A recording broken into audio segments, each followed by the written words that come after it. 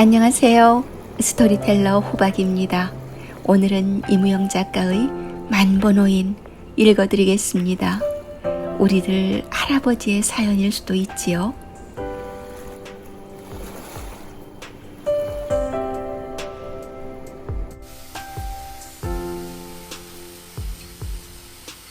만번호인 이무영.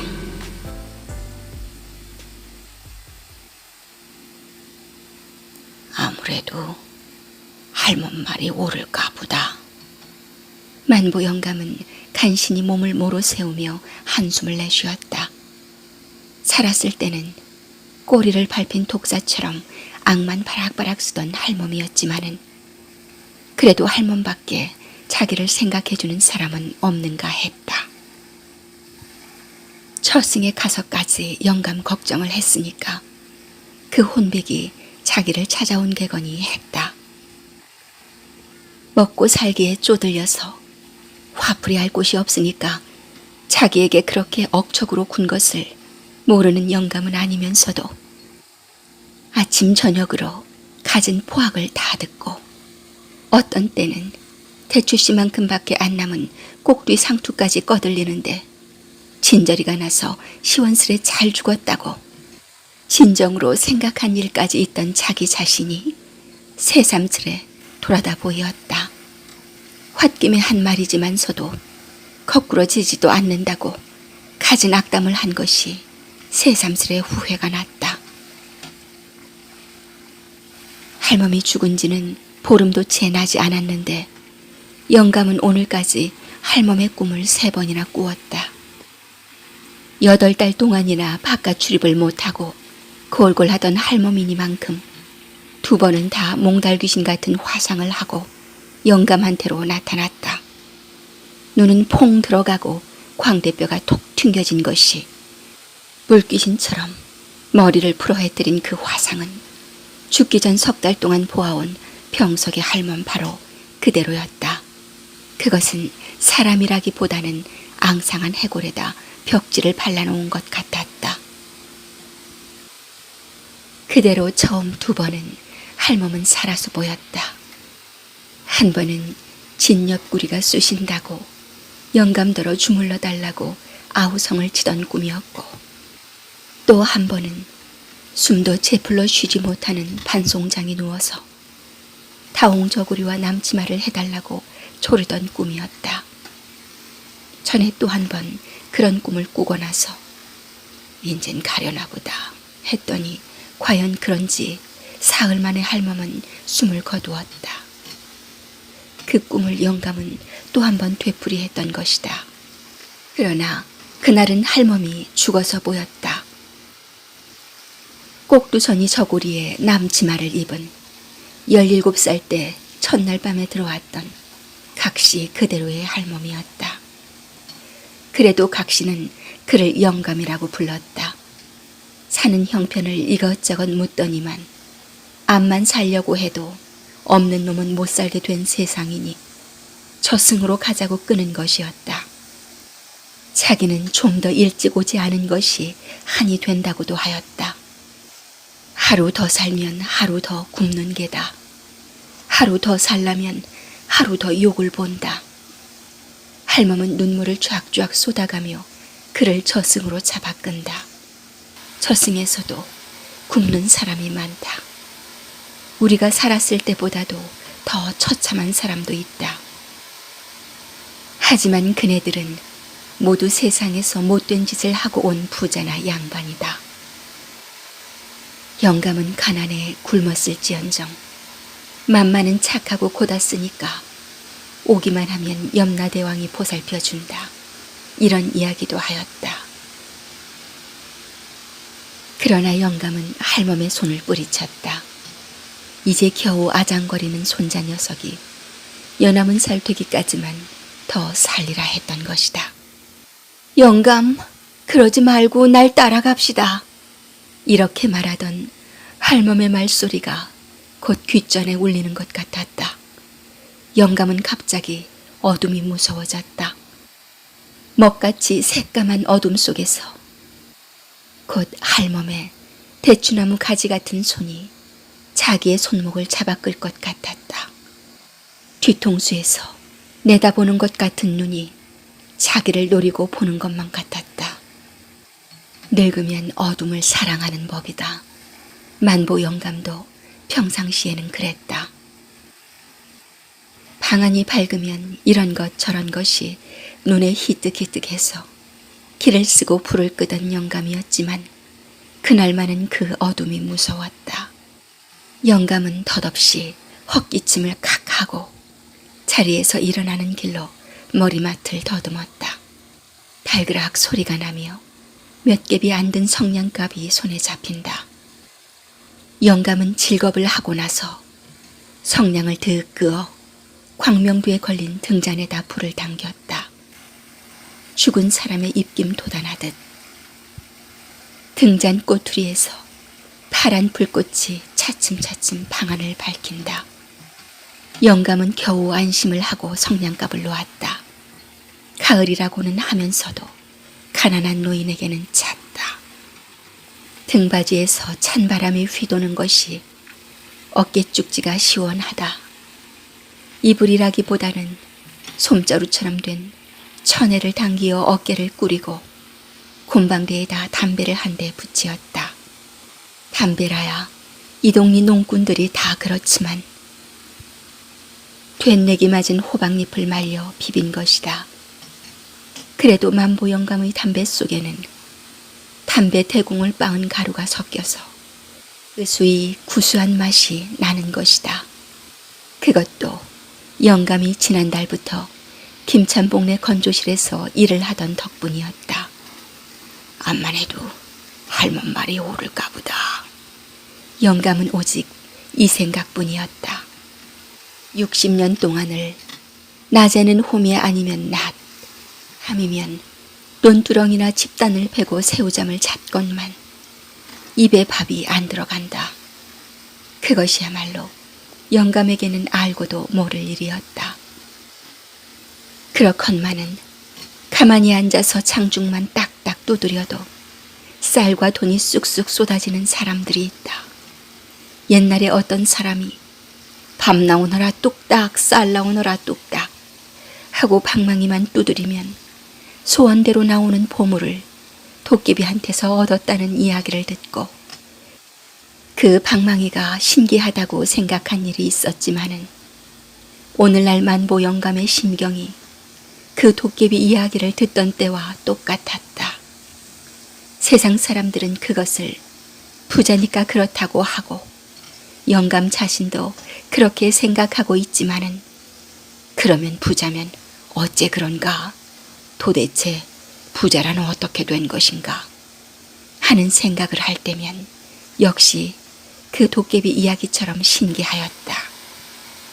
부자란 돈을 모아야 된다는 것은 그도 잘 안다. 그리고 돈을 모으자면 부지런히 해야 한다는 것도 잘 알고 부지런히 일을 하고도 굳어야 한다는 것도 만보 영감은 알고 있다. 그리고 연함은 살 때부터 이 거룩한 진리를 믿어올 뿐만 아니라 영감은 그것을 실행해온 것이다. 밤잠을 못 자고 일을 하고 술 한 잔을 안 먹고 굳게 굴어도 나는 부자가 못 되는 까닭이 무엇일까? 다른 사람은 가만히 앉아서 담뱃대만 두드려도 부자는 부자란 말이다. 그것은 아무리 생각해 보아도 모를 일이었다. 옛날에는 적어도 20년 전까지는 양반이 못 되어서 그렇다고 생각해 왔었다. 개불 상놈이니까 부자가 못 된다고 해왔었다. 그리고 양반 아닌 상놈이 부자 되는 것을 본 적이 없었다. 땅 한 마지기, 밭 한 떼기 없던 양반들도 걸핏하면 몇 천석꾼이가 되는 것을 그는 보았다. 그렇던 그 진리도 근자에 와서는 깨지고 말았던 것이다. 그 시절에는 끼니가 간데 없던 양반도 금시 발복을 하더니만 근자에 와서는 그 양반들도 옴치고 뛰지도 못한다. 아무개 자손이요, 아무개 집안이라고 그것만 바라도 돈이 푹푹 쏟아지던 그 거룩한 양반도 요새 와서는 단 일전 한 푼의 값어치도 못 되는 것을 만보 영감도 발견한 것이었다. 그 양반도 지금 와서는 면 사원만한 값도 없는 것을 보고 있다. 그러나 그뿐만 아니라 또 한 가지 이상한 것은 옛날의 상놈도 지금은 의젓한 부자 노릇을 하고 있는 것이다. 그럴진데 옛날의 상놈과 지금의 양반이 서로 맞바꾸인 것인가? 이렇게도 생각해 보는 것이었으나 그렇다면 자기도 지금까지 몇 대를 두고 상놈 노릇을 해왔고 보니 자기에게도 양반 차례가 응당 찾아와야 할 일이었다. 그렇건만은 지금의 자기는 양반도 아니요 또 부자도 아니다. 그것이 생각할수록에 까닭을 모를 일이었다. 결국 그가 얻은 대답은 팔자였다. 팔자를 그렇게 타고난 것이라고도 했다. 그리고 그 팔자는 30년에 한 번씩 변하는 건가? 또 했다. 자기가 30시절에 양반과 상놈이 팔자를 바꾸었으니까 이번에도 한 30년만 되면 또 변할지도 모른다고 생각하였다. 이번에 또 변한다면 그때는 자기 차례가 올 것 같았다. 그리고 그 30년은 3, 4년만 지나면 될 것 같았다.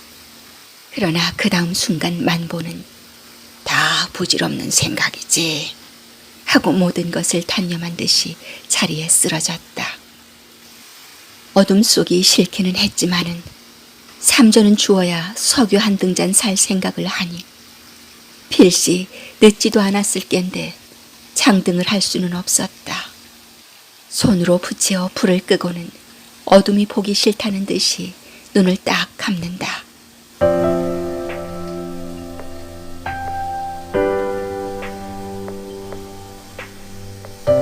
어느 때인지 떠들썩하는 바람에 만보 영감은 다시 잠이 깨었다.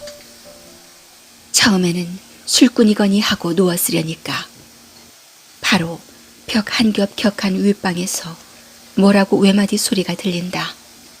그러더니 무엇이라고인지 며느리의 쫑알거리는 소리가 뒤미쳐 나고 또 한 번 창복의 외마디 소리가 꽥 난다.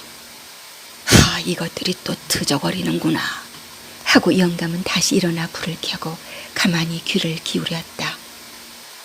셀력이나 되었는가 했더니 아직도 패주 하는 순경꾼의 소리가 들리는 것을 보아 닭도 안운성 싶다. 영감이 일어난 줄을 알았는지 윗방에서는 잠잠하다. 그래서 다시 누우려고 하니까 그래 당신은 뭘 잘했다고 큰 소리요? 하고 팩 달려드는 듯 싶은 며느리의 소리에 또다시 영감은 상체를 벌떡 일으키고 내가 깨었다는 듯이 헛 담뱃대를 문지방에 대고 딱딱 턴다. 그러나 흥분한 젊은 애들은 아버지의 담뱃대 소리쯤에 질리지는 않았다. 잘못한 건 또 뭐야? 창복이도 지지 않고 소리를 높인다. 영감은 가만히 일어나서 문을 열고 밖으로 나가서 윗방 문틈으로 방 안을 들여다보았다. 어린 것은 아랫목에 철없이 잠이 들었고 아들과 며느리는 싸마던 닭처럼 서로 노리고 앉았다. 그야말로 내가 술을 먹고 다닌단 말이냐 노름을 했단 말이냐 아닌 말로 계집질을 해서 돈을 썼단 말이냐. 술 안 먹고 계집질만 안 하면 제일 인성 쉽군. 희둥피둥 젊은 년을 거지처럼 해 내세워도. 그 말에는 창복이도 할 말이 없는지 잠잠하다. 그러더니 땅이 꺼지게 한숨을 쉰다. 여보, 그래 내가 일부러 당신을 그렇게 해 내돌린단 말이오. 그래 당신은 그렇게 생각하오. 뭐요 그럼? 아무리 가난하다기로서니 사죽이 멀쩡한 사내가 계집 하나를 벗겨서 내돌려? 뭘 잘했다고 큰 소리여. 하고 영감은 한숨을 쉬며 기운 없이 문개를 물러나서 하늘을 쳐다보았다. 능히 셀 수 있을 만한 별이 군데군데 떴을 뿐이다. 만보 영감은 기둥에 기대어 섰다가 기둥에다 등을 비비고 그대로 봉당에 내려앉았다. 그는 안 볼 것을 본 것처럼 머리가 아찔했다.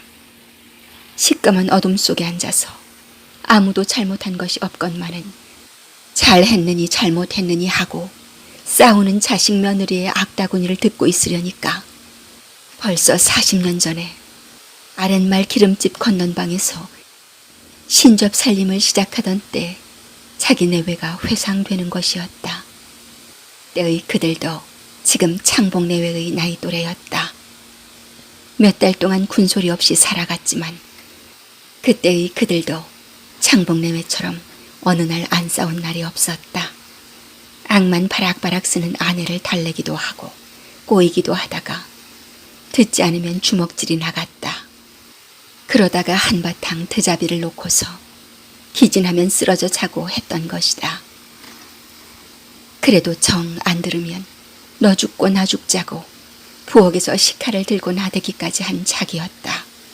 그래도 그때는 설마 나으려니 하고 하늘에서 별 떨어지기를 기다리듯 살림이 늘 때를 바랐다. 그렇게 40년을 속아온 그가 다시금 40년 후 자기의 자식이 또한 자기와 똑같은 드자비를 자기 눈앞에서 되풀이하게 되리라고는 차마 생각지 못했던 것이었다. 그러지 말고 좀 더 참아봅시다 그려. 설마 우리가 한평생 이 꼴이겠소. 40년 전 자기의 아내를 달래던 그 말 그대로를 가지고 자기의 자식이 또 아내를 달래고 있으리라고야 꿈엔들 생각했을까. 창복도 내가 속아오는 듯이 일평생을 속아가리라. 한 해 두 해 속아 살다가 나처럼 꼬부라지고 말 것이다.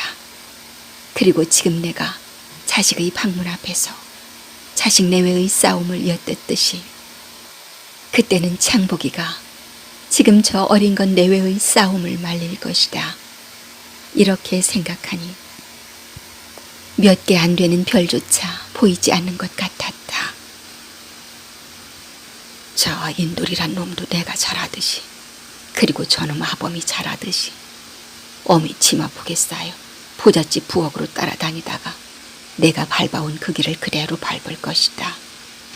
17살만 되면 벌써 망태기를 짊어지고 가엾산으로 올라갈 것이요. 연함은 살만 되면 남의 집 부엌대기로 철라면 머슴살이로 그러다가 운수 같으면 계집이라고 하나 얻어가지고 30년 전에 나처럼 그리고 지금 지 아비처럼 아내에게 들볶이다가 자식 새끼라도 나오면 또 그 자식이 그것은 생각만 하여도 치가 떨리는 일이었다. 인생이라고 태어나서 마음 놓고 밥 한 번 배불리 먹어보지 못하고 호미와 낫을 든 채 논두렁을 베고 죽는 자기네 일생. 자기의 아버지가 그랬고 자기가 그랬고 또 자기의 자식이 같은 일생을 마치고 있다. 윗방의 싸움은 좀처럼 그칠 줄을 모른다. 주거니 받거니 악다구니를 하더니 어린 것이 깨어서 빼 하고 며느리의 울음소리가 홀짝홀짝 난다. 그러더니 액 하는 소리가 나며 창복이가 뛰어나오고 뒤미쳐 며느리의 울음소리가 탁 터지고 만다. 어디를 가려는지 불이 나게 신발을 찾아 꿰인 창복이는 장복아! 하는 영감의 부르는 소리에 주춤하고 그 자리에 선다. 영감은 아무 말도 없이 아들의 소매를 잡아 끌고 아랫방 문 쪽 부엌 앞으로 끌고 갔다. 너희들 왜 그러느냐? 영감은 죄나 진 듯이 가만히 이렇게 묻는다. 없는 아비일수록에 업신여김만 받는 것이 보통이지만 창복이만은 더없이 영감을 어려워한다. 그는 아무 말 없이 우두커니 아버지 앞에 섰더니 아닙니다. 걔 애미가 하도 살기가 어려우니까 짜증을 내는군요. 하고 머뭇머뭇하더니 저도 잘 테니 아버지 들어가 주무시지요. 영감은 더 할 말이 없었다. 묻지 않아도 뻔한 일이다. 오냐 들어갈 테니 너도 가 자거라. 영감은 이렇게만 말하고 방으로 들어왔다. 들어오자 눈물이 좌르르 쏟아진다. 영감을 들여보낸 창복이는 그대로 나가는 모양이었다. 그러나 다시 불러들일 용기도 영감에게는 없었다. 영감은 또 담배를 담았다. 가끔 모드거리로 한숨을 쉬기도 하다가 누웠으려니까 며느리의 울음소리가 그쳤다. 할멈의 일생을 보아온 영감에게는 이 며느리가 더없이 불쌍하였다. 그래서 다시 불을 켜놓고 윗방을 향하여 불렀다. 인돌이 엄마. 대답이 없다. 예, 애 엄마. 네, 좀 나려온. 가을도 다 갔건만 초가을에 입은 닭목 적삼을 그대로 입은 며느리를 보자 영감은 공연히 불렀구나 했다. 그러나 무엇이라고든지 위로해주지 않으면 안 될 것 같았다. 없는 걸 인력으로 어쩌니 아예들 그리 말아라 하고 간신히 말을 꺼내어 여러 가지로 타일렀다. 남편한테는 되양되양하면서도 원체 인자하게 구는 시아버지인지라 다소곳이 앉아 듣더니 며느리는 갑자기 흑흑 흐느낀다. 영감은 자기가 살아오던 이야기를 해가며 그저 참으라고 하였다. 그런 걸 모르는 건 아니지만은 그것도 한이 있어야지요. 조금이라도 호강을 하고 싶어 그러는 건 아니에요. 남들처럼 잘 먹고 잘 입기를 바라지 않지만 하루 밥 세 끼는 먹어야 하잖아요. 글쎄 그것이 안 되니 닥하단 말이다. 하지만 그렇다고 하루 이틀 살 것도 아닌데 그래서야 쓰느냐. 그러고 인저 가을철도 되었고 하니 방아도 찍고 하면 좀 낫잖으랴. 방아란 몇 해 전에 28원을 주고 산 물방아였다. 살 때는 드센 일은 할 수도 없고 해서 빚을 내어 산 것이나 기계방아가 생긴 후로는 통방아가 놀았다. 그러한 방아인지라 며느리의 상이 펴질 것은 못 되었다. 영감은 다시 여러 가지로 타일렀으나 끝끝내 며느리는 다시 안 그러겠다는 말은 하지 않았다. 영감은 오늘의 하나여 며느리가 자기 말에도 인제는 거스르는구나 하고 생각은 했지만 굳이 그런 맹세를 듣고 싶지도 않았다. 그러나 아뿔싸 하는 생각도 없지는 않았다. 자기의 추측한 대로 며느리도 차차 자기한테 거스르는 눈치 같았기 때문이었다. 그렇게 생각하면 이렇게 밤늦도록 내외 싸움을 하는 일조차 없던 것이었다. 올봄 이래로 남편한테 들이대는 버릇이 생기고 가끔 싸움질도 하기는 했지만은 대개 초저녁에 티적이다가도 이불 속에 들어가서는 구수하니 잔다. 그러하던 그들이 밤이 깊도록 티적이는 것을 볼지 어쩐지 무서운 예감 같아서 영감은 몸서리를 쳤다. 첫 닭이 온 뒤에야 장보기는 돌아왔다. 영감은 혹시 또 싸움이나 않을까 하고 은근히 근심을 했으나 한참 있더니 소곤소곤하는 소리가 들리어 겨우 마음을 놓았다. 윗방에서는 잠이 든 모양이나 영감은 한 번 잠을 더 들려서 좀처럼 잠이 들지 못했다. 그렇다고 진건히 누워있을 수도 없었다. 팔자와는 터무니가 뜨게 몸 많은 귀골이었다. 울멍줄멍한 방바닥에나 조그만 자리마디에도 살 한 점 없는 뼈가 닿으면 진저리가 치어지게 배긴다. 50년간이나 지게 등태와 세장에 된 날라리 뼈는 콩조각만한 것이 배기기만 해도 등겁을 해서 튄다. 그런데다가 반백년이나 되는 무서운 짐질에 관절조차 말라붙어 버린 듯이 뼈와 뼈가 맞닿을 때마다 현참을 하게 쑤신다. 만보 영감은 목침으로 잔어리를 괴기도 하고 다리를 벽에다 거꾸로 세우기도 하여가며 겨우 나를 밝히었다. 자리에서 일어날 때는 아찔하고 현기가 났다.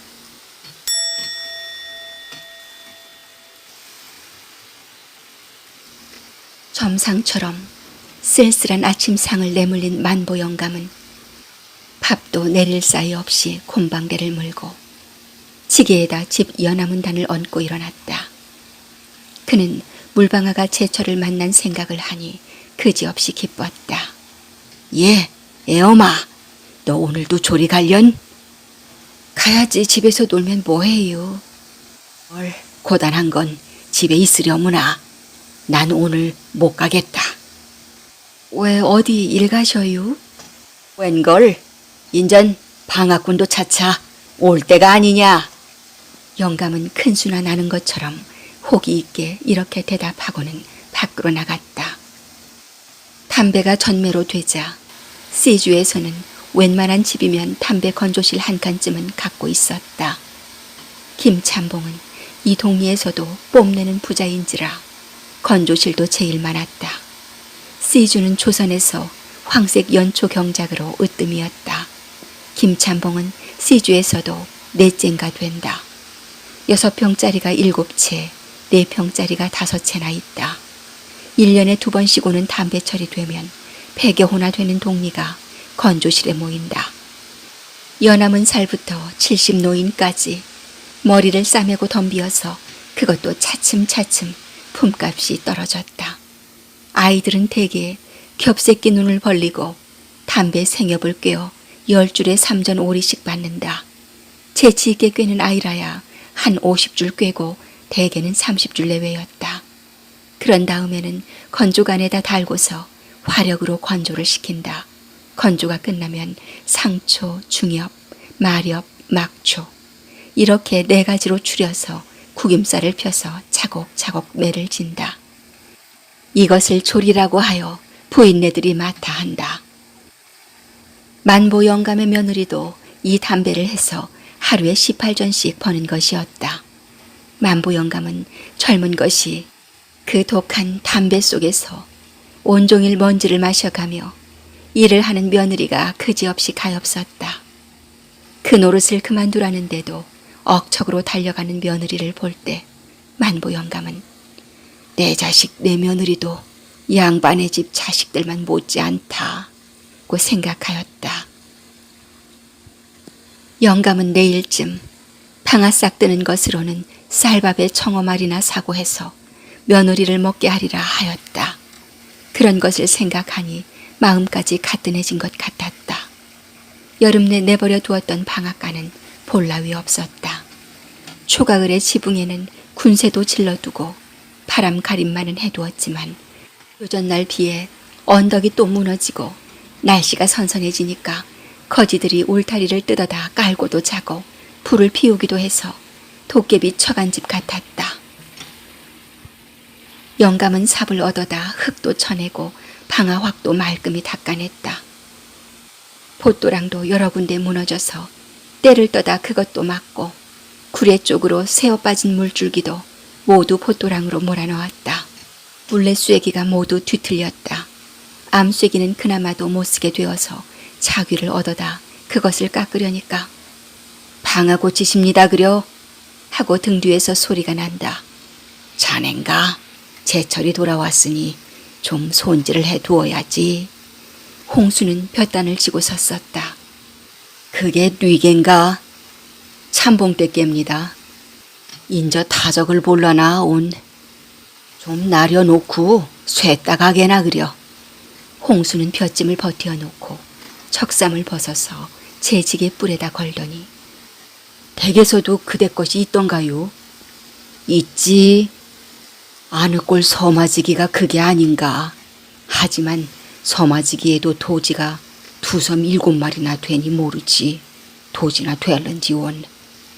실상 이렇게 말은 하면서도 영감은 속으론 양석은 났을 거니까 한 서너 섬 떨어지거니 하고 마음속으로는 흡족해 했다. 너도 그런 걸요 뭘. 신단이 두마지기는 도지하고 나니까 왜 내 말 떨어지던데요. 오랜 더군다나 마당 쓰레까지 박박 긁어가니 젊은 사람이 너무도 야박하대나 그려. 젊은 사람이란 김참봉의 둘째 아들 상순이었다.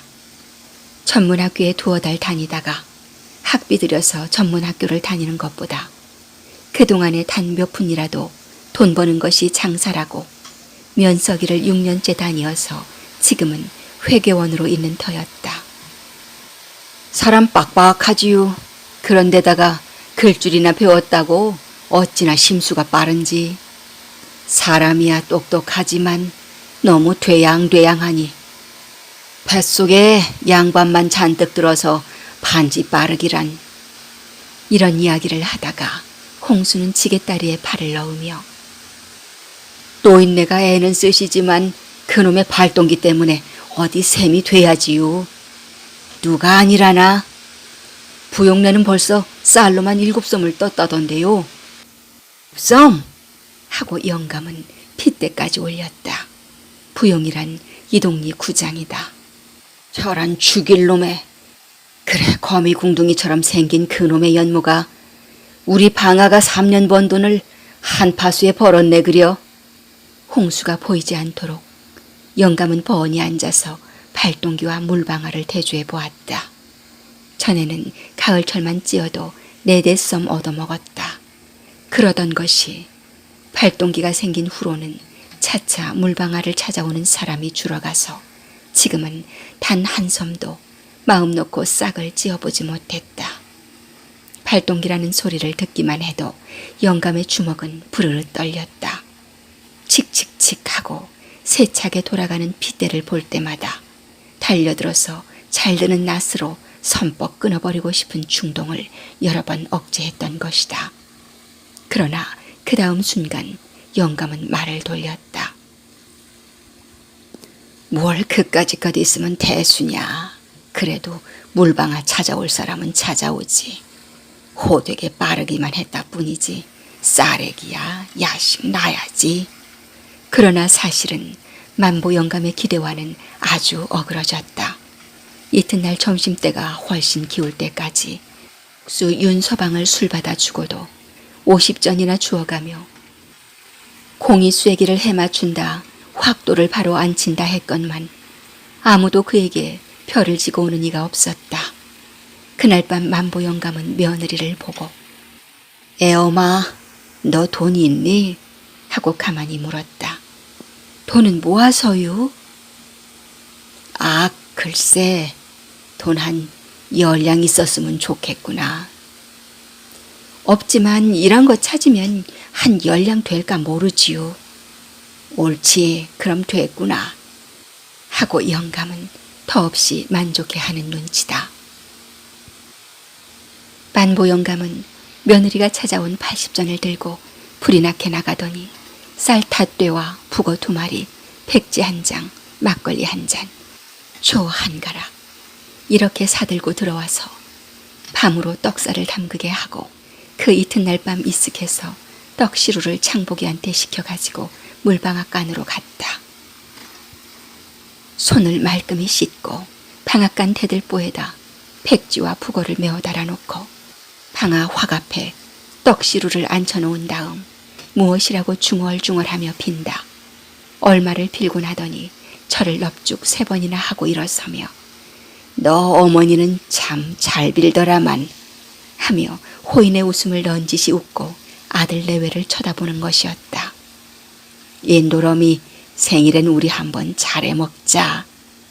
만보 영감은 이런 소리까지 하며 더없이 기쁜 모양이었다. 그날 밤에도 손자놈을 무릎에 앉히고 며느리한테 이야기를 하고 있었다. 아느 꼴 것에서 석섬은 날 깨고 봉화 뚝게 섬 반은 될 깨고 방아싹이 2섬 쌀은 될 깨라. 그런다면 2섬만 팔아서 조합돈 갚을 요량하고 장녀 벼 먹은 게 10단말, 그러고 방아싹 뜨는 건 3동 양식하고 그러면 또 그양 저양 살아가는 게지. 그렇잖느냐 얘. 며느리는 어머님 상포 1건, 세금은 구장센, 농회빈, 진흥회빈 하고 주어 섬기면 끝이 없을 것이로돼 꿀꺽 참았다. 물론 만보 영감만 한데도 그만 것을 모를 일은 만무하였다. 지난 30년간 그는 누구보다도 충실한 납세자였다. 그는 일찍이 호세 대신에 단거리 1개뿐인 가마솥까지 떼어다 바친 일까지 있는 가장 선량한 사람이었다. 부자들의 몇 천원, 몇만원 하는 고사를 받아먹기에 길든 말하는 바 신은 만보 영감의 가족에게는 대금일지 모르나 끼케야 80전인 고사에 신의 마음이 돌아앉을 리는 만무하였다. 이른바 신은 배부른 사람에게 밥을 주는 신이기 때문이다. 그 갸륵한 정성으로 들인 백설기 고사를 지낸 지도 사흘이나 지났지만 만보 영감네 방앗공이는 의연히 고개를 번쩍 들고 폭포처럼 떨어지는 물황만 들여다보고 있었다. 나흘째 되던 날 방앗공이는 비록 떨어지기는 했으나 1시간 동안 코가 땅에 닿게 절을 한 절값은 되과옷이었다. 그러고는 다시 방앗군의 발이 뚝 그치고 말았다. 그새에도 아랫말 부용내 발동기는 밤이 이쓱토록 쿵쾅거렸다. 6마력짜리로도 오히려 당하지를 못해서 새로이 3마력 반짜리 한 대를 사들였다. 그랬건만 2대가 한시 쉴 틈이 없었다. 부용이는 동리 사람들을 볼 때마다 발동기를 자랑했다. 이런 발동기에는 피대를 걸게 된 것이 없다우. 이건 대판으로 특별히 주문한 게 돼서 기계도 실합내다. 아마 시주 안에선 이런 발동기를 가진 사람이 없을게요. 참 신기한 노릇이야. 하고 누가 하나 말불을 질러줄라 치면 함 신기하고 여부가 있수. 보 우리나라에서 옛날에 물방 하나 드들방아로라야 밤을 새서 찢는 데야 한 섬밖에 더 찧었나요. 하지만 그까짓 한 섬쯤은 그저 2시간이면 후딱 지워버리지. 하여튼 조선 사람도 내 집 사람 본을 봐야 해. 방앗군을 기다리다 못한 만보 영감은 저녁도 뜨는 둥 마는 둥 하고 김참봉네 사랑으로 갔다. 자기를 보면 혹 생각이 나서 방앗거리를 내맡길 사람이 있음직도 하게 생각했기 때문이었다. 단칸방이건만 한 10여 명이 모여 앉아서 새로 실시된다는 농지령 이야기로 떠들썩하다. 덕대라는 별명이 있는 황소방은 오냐 인저 두고 봐라. 이 사음놈들이고 지주놈들이고 모두 경치는 반이다. 하고 지주의 땅 문서를 폭로방에 흩뜨리는 법률이나 발표된 것처럼 의기가 등등하다. 이런 떡대 꼬락서니 하고 아주 그렇게 잘도 경치겠다. 지주나 사음이 땅을 떼면 떼지 어디 장비가 생겼다더냐? 자식도 귓가리가 없나 봐. 아 이놈아 알지도 못하건 국으로 있어. 인저부터는 암만 지주고 사음이라도 맘대로 땅을 못 뗀대요. 그러면 누가 배째인데요? 고소하지야 고소. 고소? 예, 깨소금 맛이 어떻더라. 야. 옆구리서 돌쇠가 한마디 하자 일시에 웃음이 펑 하고 터졌다. 글쎄 이 사람아 생각을 해봐 하고 수봉이도 지지 않았다. 가령 내가 사음이라고 하자꾸나. 내가 네가 붙이는 땅을 뗐다면 네가 날 어쩔 테냐? 고소한단밖에 어쩌라고 그래? 아니야 하고 돌쇠가 또 가로채서 그럴 땐 주재소에다 고소장을 내지 말고 사음소에다 씨암탉장을 내는 법이야 멍통구라. 또 한 번 방아는 웃음판이 되었다. 만보 영감도 하는 수 없이 따라 웃고 말았다. 웃음기가 거치자 만보 영감은 또다시 이 사람 저 사람의 얼굴을 보살폈다. 방아를 찌음직한 사람도 서넛 있기는 했으나 그들은 만보 영감한테는 조금도 관심을 하지 않았다. 영감은 담배만 한 구석에서 빽빽 빨고 앉았었다. 누구든지 방아 이야기 좀 꺼냈으면 하고 은근히 바라건만 난데없는 밀적이 더 만나니 녹두적이 더 만나니 하고 토론이 일더니 한동안 그것으로 용태기와 순칠이 사이에 악다구니가 시작되었다. 그래 녹두적보다 밀적이 더 맛있다는 게 저게 입이야 똥구멍이지. 그래 신장로를 맞고 물어봐라.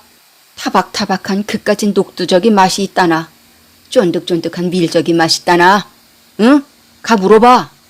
멀거니 앉아서 이 꼴을 보고 있던 돌쇠는 싱긋 혼자 웃더니 예, 이 시럽의 아들놈들아 그러지 말고 지금들 가서 용택인 녹두적을 사오고 순칠인 밀적을 사오너라.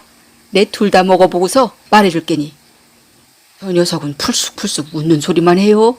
덕만이가 말했다. 녹두적 싸움은 좀처럼 끝이 나지 않았다. 실없이 시작된 이야기가 나중에는 말다툼이 되고 말다툼이 다시 욕지거리로 변하더니 빈정빈정하는 순칠이가 이 자식아 그래 밀적이 맛있지 녹두적이 맛있다는 자식이 어딨어. 네 입은 우리 집 개인만도 못하다 하고 삿대질을 한 것이 시초가 되어 성미 팔팔한 용태기는 보기 좋게 순칠의 뺨을 붙였다. 이 빵할 자식아 사람의 입을 갖다 개 입에다 대? 요런 놈은 단단히 버릇을 아르켜놔야 해. 야, 이 자식 봐라. 사람 친다. 이리하여 용태기와 순칠이는 트자비를 놨다. 웃고 구경하던 사람들도 일어나서 뜯어 말렸다. 싸움이 끝나자 달순이라는 처녀가 김선달집 머슴과 울타리 밑에서 속삭이다 들켰다는 둥, 아무개 아내는 노름꾼 김선달과 눈이 맞았다는 둥, 계집 이야기가 나더니 우연히 누구의 입에선지 부용내 기계방아 이야기가 튀어나왔다. 기계방아 소리에 영감은 그것이 자기 것이나 되는 듯이 가슴이 뛰었다. 방아 이야기를 끄집어낸 것이 수봉이라는 것을 알게 되자 영감은 막걸리라도 한 잔 사주고 싶을 만큼 고마운 생각이 들었다. 만보 영감은 가슴을 두근거리며 다음 이야기를 기다렸다.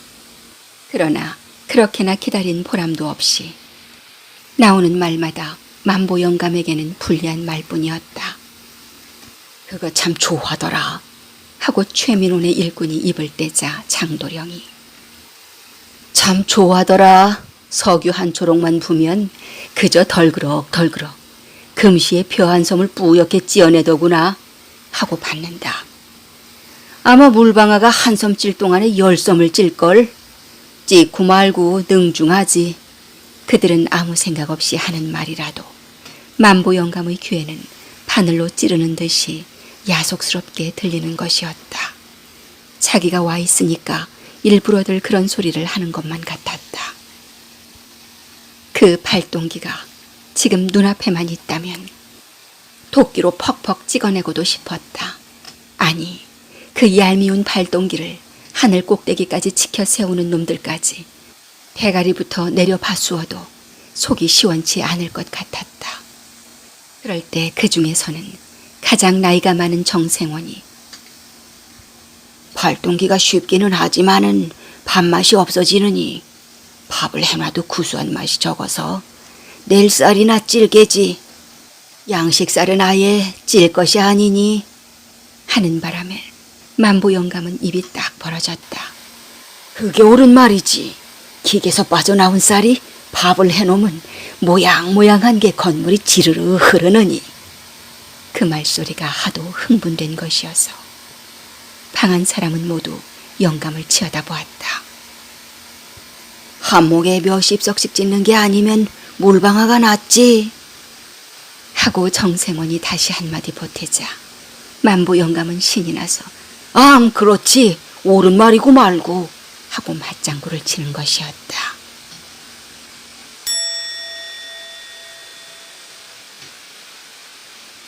용한 장터의 타작 소리도 끝난 지 오래지만 만보 영감네 물방아는 여전히 공이가 들보에 매달려 있었다. 이따금 퉁치르르 하는 소리가 나기도 했지만 3시간도 계속되는 적이 없었다. 두말 서말, 끼케야 단말 그런 것뿐이었다. 그렇건만 부용내 발동기 소리는 닭이 울도록 찌을 때가 뻔했다. 만보 영감은 보뚝에 나와 서서 멍하니 발동기 쪽을 바라보고 섰다. 내 식구의 목숨을 메고 있는 물방아는 빗물만 철철 흐르건만 부잣집 발동기는 콩콩 찢고 있다.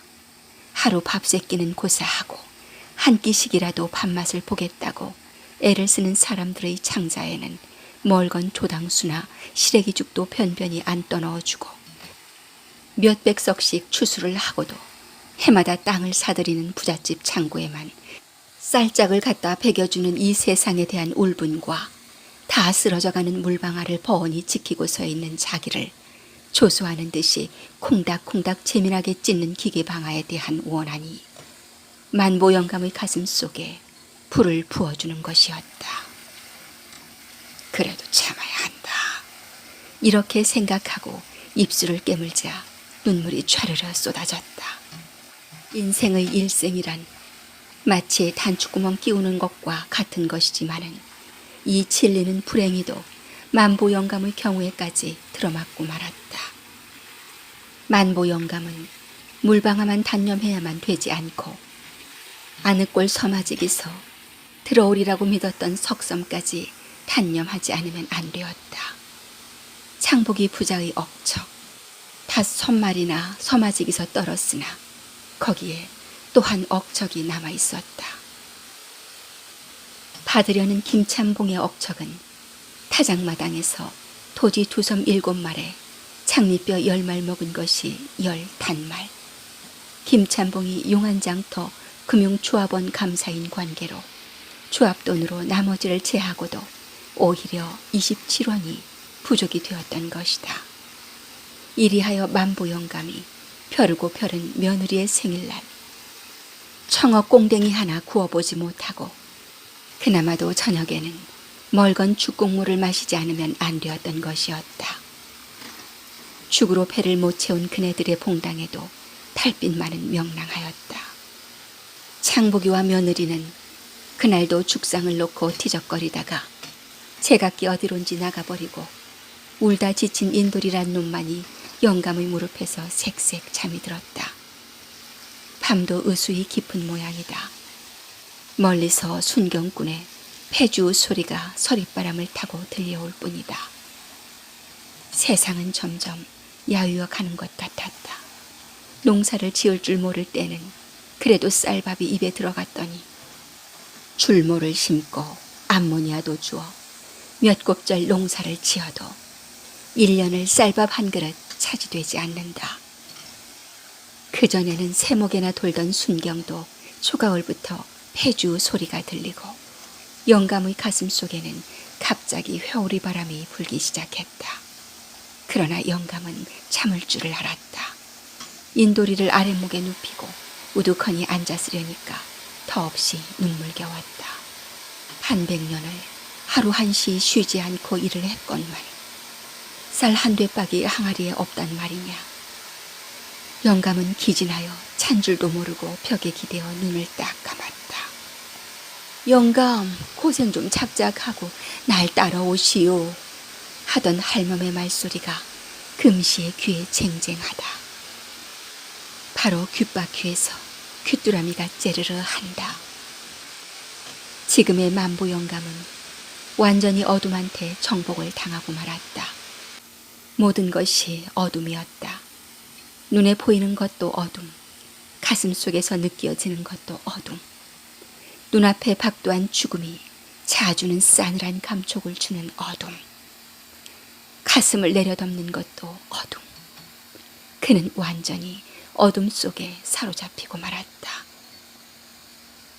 만보 영감은 바짝바짝 다가오는 어둠을 그것이라고 느끼었다.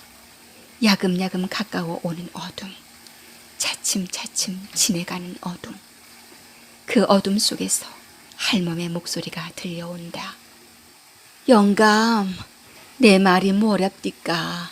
어서 날 따라오시오. 할멈의 말이 옳은가 보다. 영감은 가만히 생각해 본다. 이 세상에 인생이라고 다 태어난 그날부터 인간의 일생의 전부인 100년을 나는 일을 했다. 그리고 일해준 값으로 나는 굶어왔다. 헐벗어왔다. 이만하면 나의 일생도 끝날 때가 온 것이다. 더 살아야 1년 아니면 이태. 천란 때부터 50년이나 굶어온 내가 인제 남은 1년 동안도 또 굶어야 하느냐. 아니다 하고 만보 영감은 어둠을 헤치고 살며시 일어났다. 일어났다가 다시 굽히어 정신 모르고 자는 인도의 얼굴에 눈물을 2방울 떨어뜨리고 고사리처럼 야무지게 쥐어진 손을 어루만지다가 할멈 말이 맞구나 하고 일어났다. 인도라, 널랑은 부디 하랍이나 아비 같은 평생을 보내지 말아라.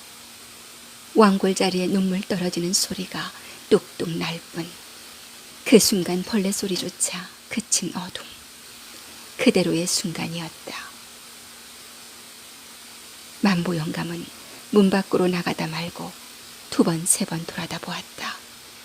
마당까지 내려섰다가 다시 들어와 인둘의 뺨을 어루만지다가 다시 나왔다. 그는 마치 뛰어나오듯 했던 것이나 동작은 그의 마음과는 정반대의 작용을 했다. 쌀이 삽작에 와서 또 한동안 서서 눈물을 씻다가 쌀이 삽작을 번쩍 들어 지그시 지치고 물방앗 간으로 올라갔다. 그 사이에도 눈물이 가리어 영감은 2-5번이나 길가 논바닥으로 기어들어가지 않으면 안 되었다. 눈이 부실 만큼 쨍쨍한 달밤이건만은 만보 영감의 가을길은 어둠의 길. 그것이었다. 방앗간에도 달빛은 있었다. 영감이 공이를 메어 달았던 줄을 잡아낚고자 쾅 하고 멋모르는 공이는 확을 내려찍고 펄쩍 뛴다. 영감은 공이 맸던 동아줄을 당기어 자기의 목을 걸고 지그시 당기어 본다. 이것만 잡아다닌다면 모든 것은 끝나는 것이다. 어둠은 점점 지내간다. 그러나 순간순간이 생에 대한 애착이 어둠을 헤치고 내딛는다. 너무나 희미한 빛을 띤 생의 애착이.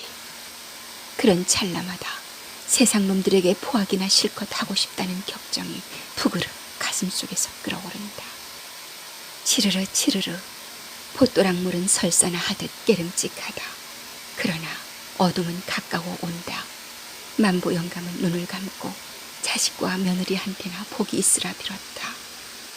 빌다 울다 울다 빌다 하였다. 그러고는 동아줄에 다시 목을 걸고 움쩍 한번 당기었다. 아니, 당기려는 그 순간이었다. 만보 영감의 귀는 갑자기 쫑긋해졌다. 그 귀는 확실히 무슨 소리를 들었던 것이다. 무슨 소리를. 그것은 듣기만 하여도 이가 갈리는 발동기에 쿵덕쿵덕하는 소리였다. 그는 줄을 잡은 채 귀를 기울였다. 그렇다. 그것은 틀림없는 발동기 소리다. 그것이 발동기라는 것을 인식한 그 순간 그의 머리에는 번개 같은 생각이 떠올랐다. 그러자 그의 손은 주머니로 달린다. 내모진 갑을 꽉 움켜쥔 만보 영감은 전신의 격렬한 전율을 느끼었다. 그 전율. 그것은 기쁨과 공포가 뒤범벅이 된 복잡한 격동에서 오는 전류이었다. 그 전율과 함께 만보 영감의 얼굴에는 인간이 상상할 수 있는 한도의 가장 짧은 순간의 쾌감에서 오는 미소와 공포에서 오는 격동이 나타났다 사라졌다 하였다. 이 2가지의 감정은 얼마 후 2대의 발동기가 놓여진 기계방앗간에 바다의 혓바닥 같은 불길을 하늘 높이 지켜들었을 때도 의연히 만보 영감의 얼굴에 나타났다 사라졌다 하건만은 누구 하나 그것을 발견한 사람은 없다. 이 때 아닌 불길에 놀라 허리 골춤을 지켜쥐고 모여든 군중 속에서 갑자기 깨어진 칭소리 같은 웃음소리가 와르르 터져나왔던 것이다. 군중의 눈은 그쪽으로 사태처럼 몰리었다. 그것은 말할 것도 없이 만보 영감이었다. 그러나 그 웃음이 만보 영감의 입에서 터져나왔다는 것을 깨달은 사람은 만보 영감이 선 그 언저리 사람 몇 밖에 없었다. 그만큼 이 기상천외의 웃음을 터뜨린 영감의 입은 그 다음 순간 딱 봉해졌던 것이었다. 포플러처럼 쭉쭉 뻗은 불길에 비친 영감의 얼굴은 비장. 그것이었다. 펄펄 날리는 불길을 자기의 눈꺼풀 속에 들이삼키기나 한 듯이 영감의 눈은 그 불길을 응시하고 있는 것이었다.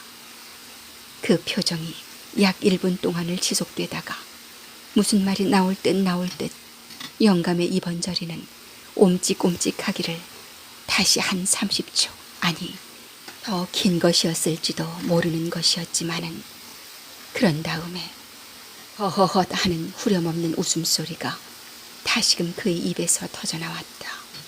그러나 그 다음 순간 그의 얼굴은 다시 전으로 돌아갔다. 영감!